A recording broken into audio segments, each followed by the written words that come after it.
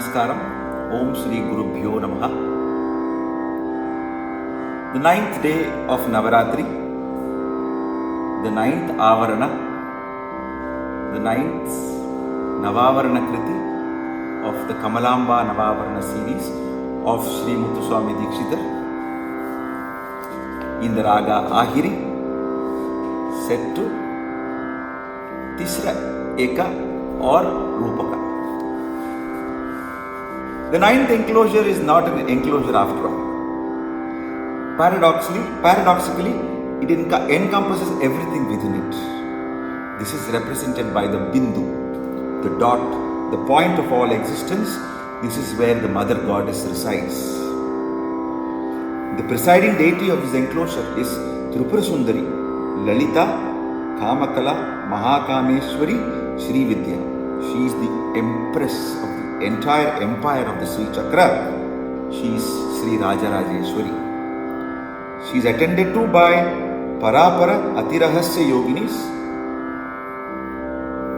The worship of this chakra is in the clockwise direction.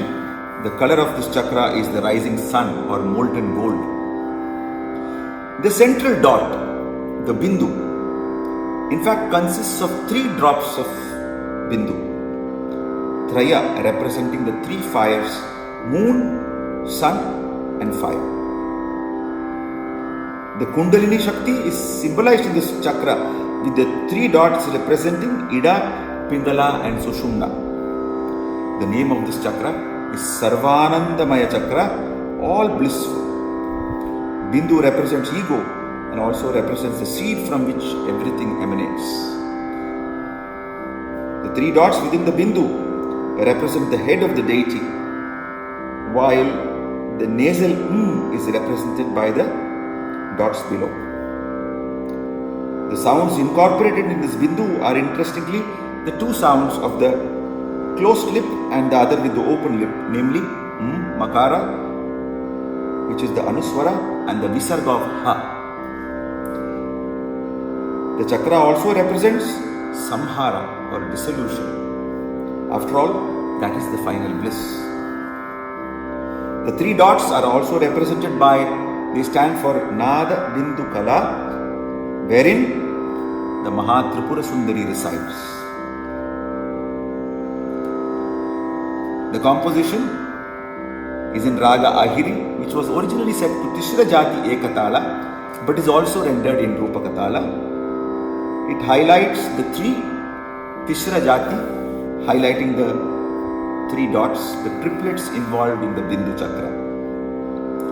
What is also very special about this composition in Ahiri, it is probably the longest because Dikshitar is trying to capture aspects of all the other avaranas, chakras into this Bindu.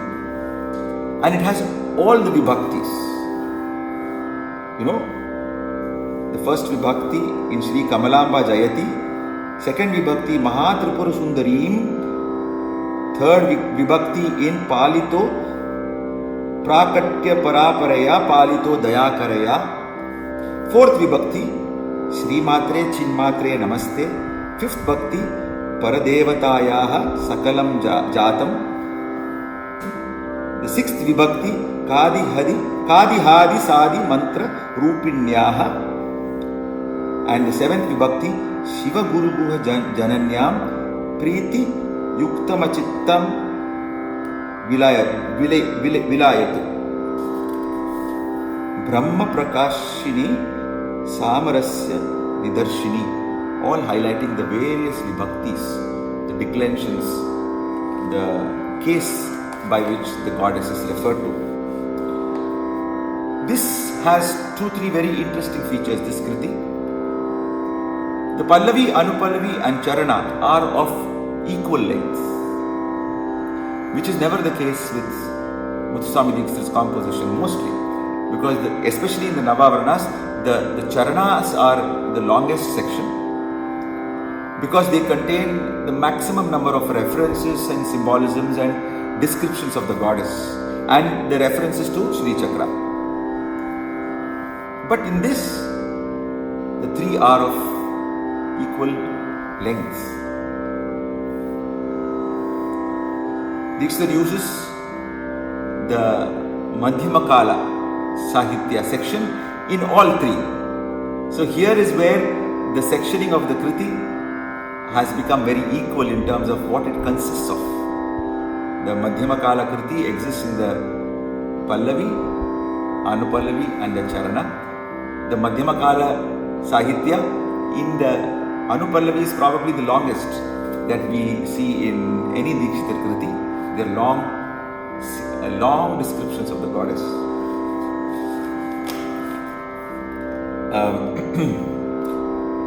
The Raga Mudra Ahiri comes in a slightly redesigned way or altered way as Ahari instead of Ahiri. Ahari it comes. It occurs in the phrase Ramahari, which I shall sing and show you. The goddess here is nothing but the devotee's own self. This chakra, this composition also expresses the union of Shiva consciousness with that of Shakti, the power of deliberation, Vimarshana.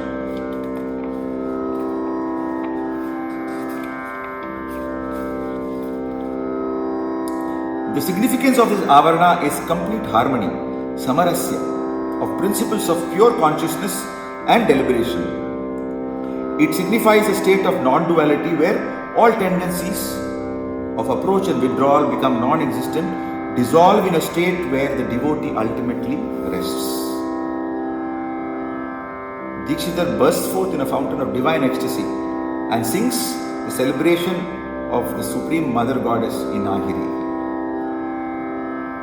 He describes the Mother Goddess as the very personification of the Bindu, the pure consciousness, Chit Bimba Pratibimbendu Bimba, who is at the center of the Sri Chakra. He also says she is residing in the mansion of Ruby, Chintamani Mandirastha, at the heart of Sri Chakra, Sripira Bindu Madhyastha. The Devi's mansion is visualized as seated in a great garden, Mahodhyana, rich with many species of trees. There is also the wish-granting jewel, the Chintamani Mandira. The goddess resides Sthita here. At the entrance of this mansion, Kavata Dware, the bejeweled bells, Ghantamani, Mukti Ghantamani.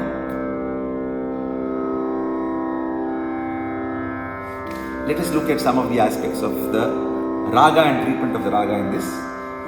Ahiri is a relatively difficult raga in terms of the understanding of its movement, of its mochanas.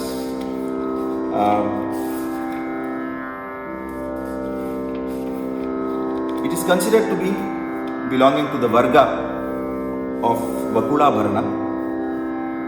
But then there is a very curious case of the Gandhara, of the Antara Gandhara that I shall explain. Samagama pada nisa sanida da pamagama garisa. This is the basic scalar arrangement of the raga. Samagama. So the Gandhara is Antara Gandhara.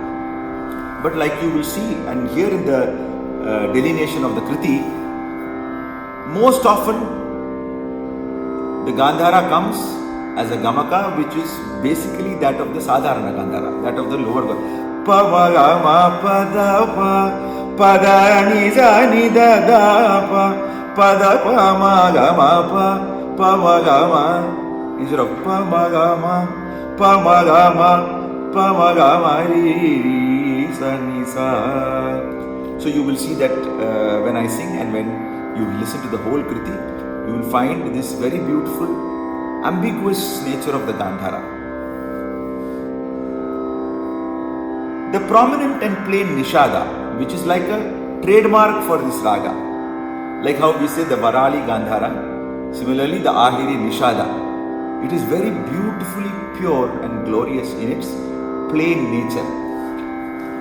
pada ni sa mi ni da pa, pada ni sa mi da pa.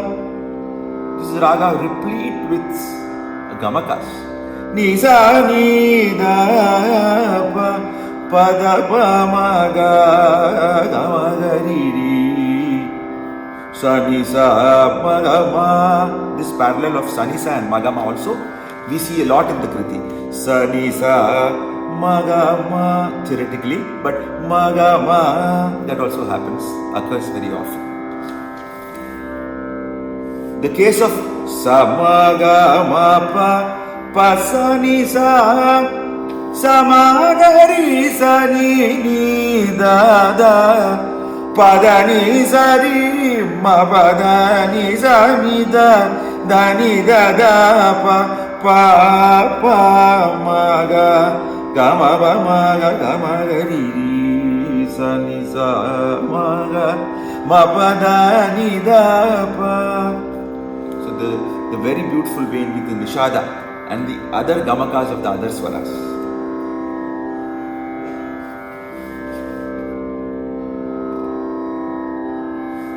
The Nishada is probably, I look at it as a reference to the Bindu itself. The Nishada, the plain, beautiful, absolutely brilliant Nishada in this raga. One can take it as representing the Bindu.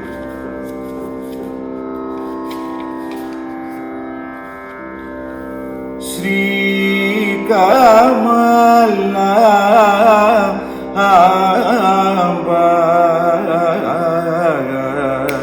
Jayati, Shri Kamala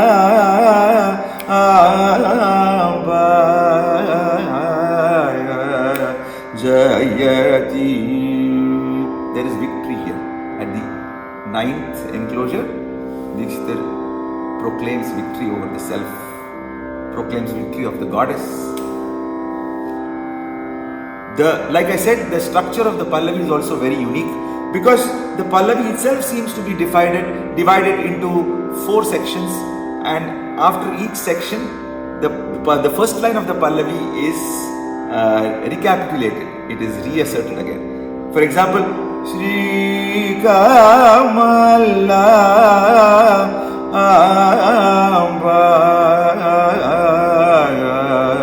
Jayati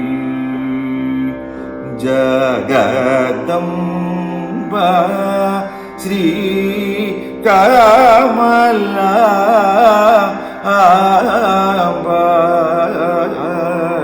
So the first statement is Jagadamba, then Sringara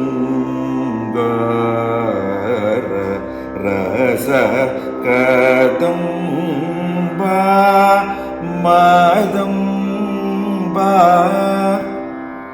Madamba is also a very beautiful example of Swaraksha. Then again, Sri Kamalamba. It continues. Then Chidbimba Pratibimbendu Bimbasi. Again, this one line and then the first line of the Pallavi. Then the Madhyama Kala. Sri Pura Bindu Madhyasta Chintamani Mandirasta Shivakara Manchastita Shivakameshankasta Sri Kamala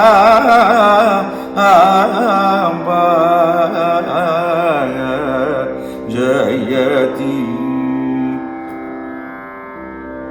In the Anupallavi, the very, very long Madhyama Kala Sahitya. Divakara Sita Kirana Pavakadi Vikasakaraya Bhikara Trapatrayadi Bhedana Durina Taraya Pakaripu Pramukhadi Prartita Sukale Varaya प्राकट्य परापरया पालितो दयाकरया श्रीकमलाम्बा.